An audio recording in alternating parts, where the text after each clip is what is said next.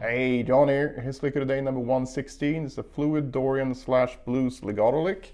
As usual, I'm going to play it slow once and then break it down, and after that I'm going to get into all the practice advice. And if you want the tabs, you have a thing on the screen here, or you have that link in the description as well.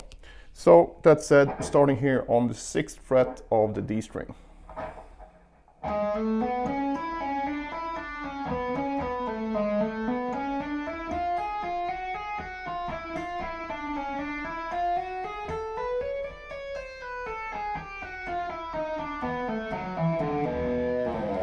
Alright, so I think the easiest thing here is to cover the first scale shape. So what we have here is very simple pattern actually. We're just going to use 1, 2, 4, and you can't see the frets here on this guitar unfortunately, but this is the 6th fret. You have to believe me when I tell you. But again, if you want the tabs, you can find them in the description below. We start on the 6th fret. So we're going to go 6, 7, 9 on the D string, G string, B string, and then on the high E string we're gonna go 5, 7, 9. So as I said, pretty simple. The intervals we get here in relationship to the B here, since that's the key of the lick, it's gonna be the natural 6th, the flat 7, the root, the 2nd, flat 3, and 4. And thus far we basically have a complete B Dorian scale, except we don't have the 5th yet. And why I call this a / blues scale is because we add this note, the flat 5. Usually you find it here in the minor pentatonic shape, but we have it here as well. So, and then we have the regular 5th here. So once we get to this point, we've covered every note out of the Dorian scale plus the flat 5 blues scale note. And then we have the 6th here again, the flat 7 again, the root, and then from here we have the 2nd, and then we're going to slide up to the minor 3rd, but we'll get to that later. So I wanted to cover this shape first, because that's where we're going to apply the sequence. And basically I play this 17 note sequence. Yeah, it's a weird number, but it sounds good, and it's fairly simple to play, even though it might not look like it. The tricky thing is the string changes here that I highly suggest you do it with hybrid picking. And I'm going to show you exactly what to do here. So basically you just go up like that first, and once you get here, and actually you can look at it like you go up to this note actually. So you go 1, 2, 3, 4, 5. So you skip this middle note. And from this note, we're gonna do this Yngwie sequence, but all legato in this case.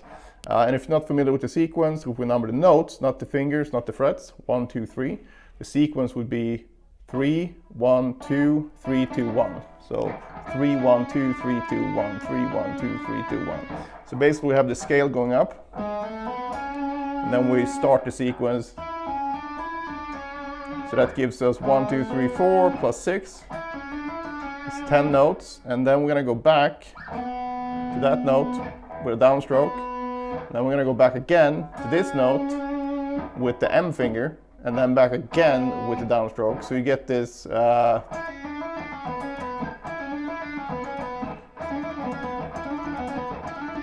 which would be really annoying to try to alternate pick. Not impossible by any means, but it's just easier to do with hybrid picking.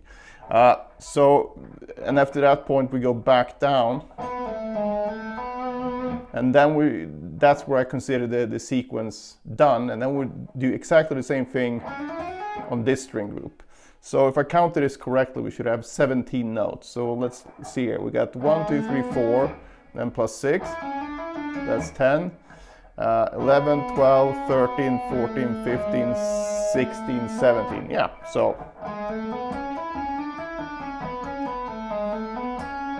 And then we restart the sequence here. And the picking here, again, would be a downstroke, then all legato, M finger, and then a lot of legato notes. And then we play down, M, down, and then all legato. And then you could restart the sequence here with a downstroke. I didn't do that when I played it fast. I just used so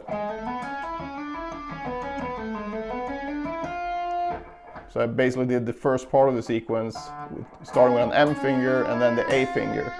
And you can see in the notation how I did it, but you could just as well have moved up and done it exactly the same picking. That's probably easier, but I just did it this way because I'm kind of used to doing that when I move up to the strings. But you don't have to do it that way by no means, especially for this one, because you have so many notes in between, so you can actually, you know, pick however you like, because from this point, so we have 1, 2, 3, 4, we have 5 notes. So even if you play it really fast, you have a lot of time here. But that's the way that I picked it, and I always try to write out exactly how I actually played it in the fast version, so you can see that actually you can see what actually works for sure. But sometimes there's simpler ways to do it, but for just some reason that I've been doing it a particular way for so long, it just comes out that way automatically. But it's no better or worse. Okay, so again from the beginning. Actually went too far now, but once you get to this point again, you restart the sequence. So if you know the sequence, you should just be able to do it from here again. And then I kind of view it as, so that's the start of the next sequence. And now, when we come to this point, we don't do the sequence again. We just go up 6 notes and then slide from. So actually the last note I pick is, again, I'm gonna do with the A finger here on the E string. So that's this note. The rest of this lick would be only the left hand, if you want to play it exactly the way that I did it. So we put it all together again up until the slide here.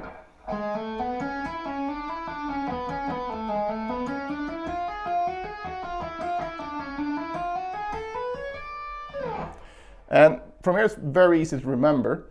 So basically we're in this pentatonic box now, B minor pentatonic, day 1 position. That's what I call it. Usually the first pentatonic box we learn. And after this slide, we're just gonna go fill in the gaps here, a la Brett Garson or Steve Morse and those guys. So you basically just fill in the gaps in this position. So you go, and then we add the flat 5 again. So you get another opportunity to get that sound. And then from here, just go down the last octave of the B minor pentatonic. And again, all left hand here. But you could also pick it if you keep the dynamics, you know, if you could control the dynamics. Or not, maybe you want that sound. So whatever you want to do, but if you want to get the most fluid sound, you should definitely do it with all left hand. All right, so practice-wise here, basically start by working on this sequence.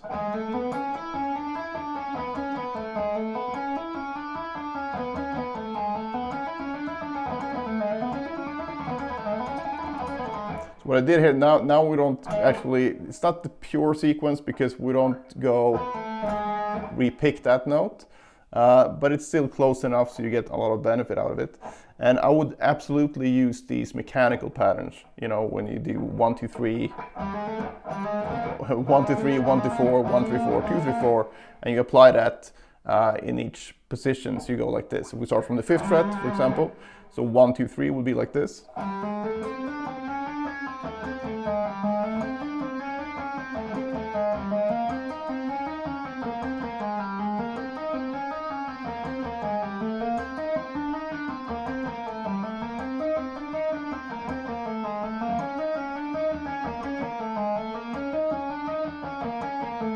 And then just go to the next string group and repeat it. So basically I did this sequence twice in each with each finger combination.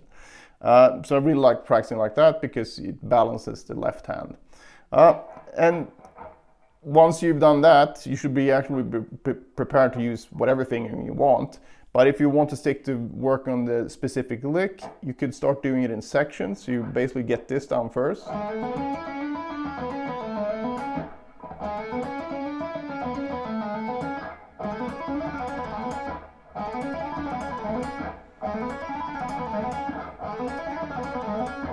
And then you work on the next section.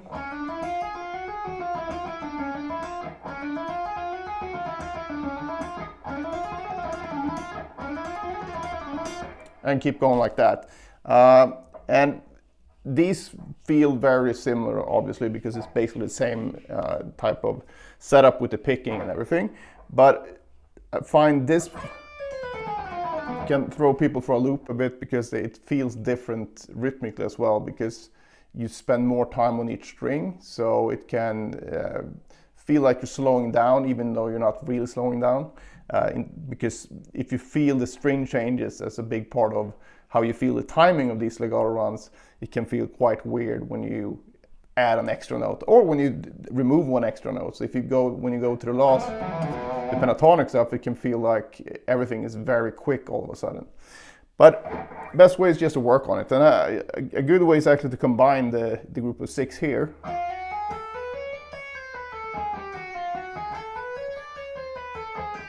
And try to keep the tempo the same. So in this case, we're going to have 6 notes, 4 notes. We're going to have 14 notes, which is not the most musical number, but it actually works out quite well for us here, because then it will take us 2 loops of this with 16th notes to come back on the beat here again. So you can go really slowly.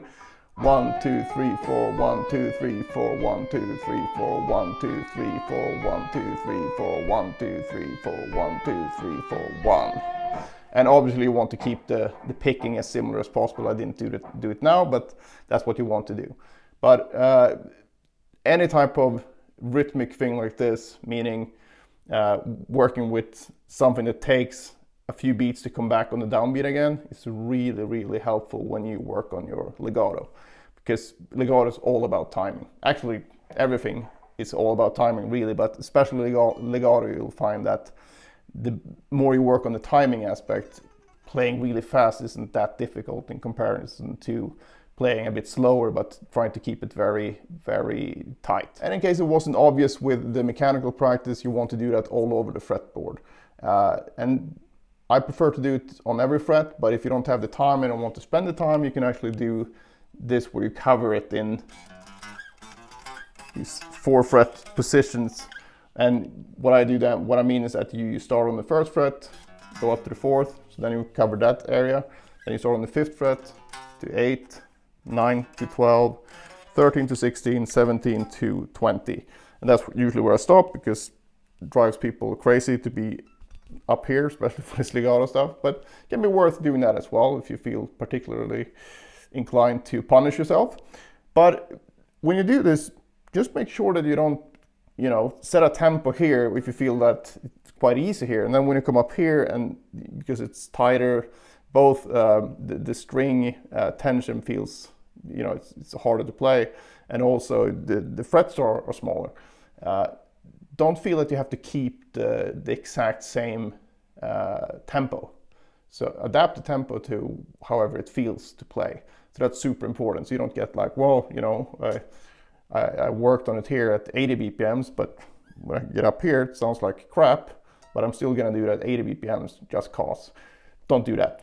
Lower it. If you need to do 80 BPMs up until you get to the 13th fret and you have to go down to 50 here, do that, because that's gonna improve this area much faster than if you try to just power through. That's never a good idea. All right, that's it for this one. If you have any questions, just post them below. Otherwise, I hope you enjoyed it, and see you in the next one.